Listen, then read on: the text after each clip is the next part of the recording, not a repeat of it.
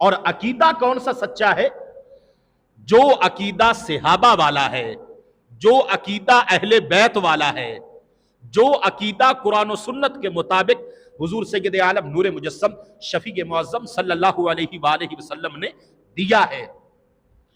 یہاں پر آ کے آقا کریم صلی اللہ علیہ وآلہ وسلم نے فرمایا کہ میری امت میں جس وقت بگاڑ پیدا ہوگا،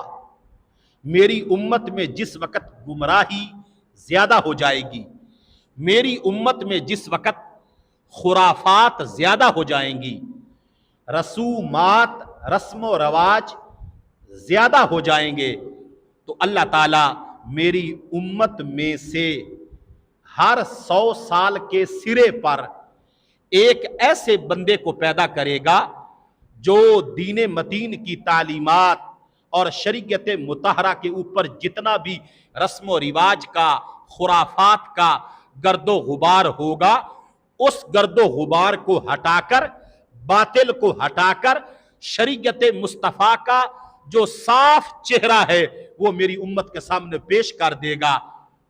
امام احمد رضا خان فاضل بریلوی قدس سرہ العزیز رحمت اللہ علیہ نور اللہ مرقدہ وہ ہستی ہے کہ جنہوں نے یہ کردار ادا کیا، اور اہل سنت و جماعت کے جو معتقدات تھے، اہل سنت و جماعت کے جو نظریات تھے، اہل سنت و جماعت کے جو عقائد تھے، ان پر خارجیت کی جو گرد و غبار تھی، رافضیت کی جو گرد و غبار تھی، ناسبیت کی جو گرد و غبار تھی، قادیانیت کی جو گرد و غبار، ان تمام کی تمام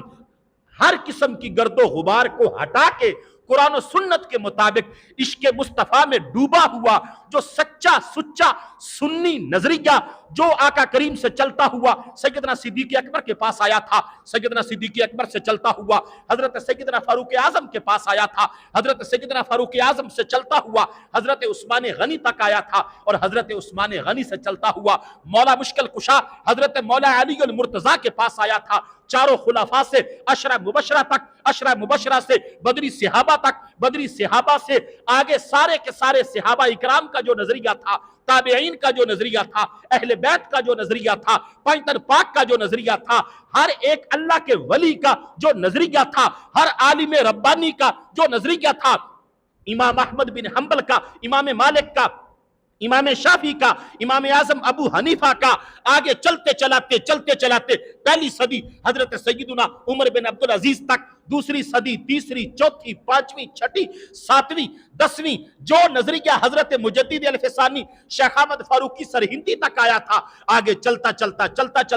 11ویں صدی ہجری، 12ویں صدی ہجری، 13ویں صدی ہجری، 14ویں صدی ہجری میں اس قرآن و سنت کے مطابق تصدیق شدہ بارگاہ مصطفیٰ سے ملنے والے اہل سنت و جماعت کے ٹائٹل کو اور ان سچے نظریات کو امت مصطفیٰ کے سامنے 14ویں صدی میں جس مرد کلندر نے پیش کیا ہے، اس مرد کلندر کو امام احمد رضا خان کہا جاتا ہے۔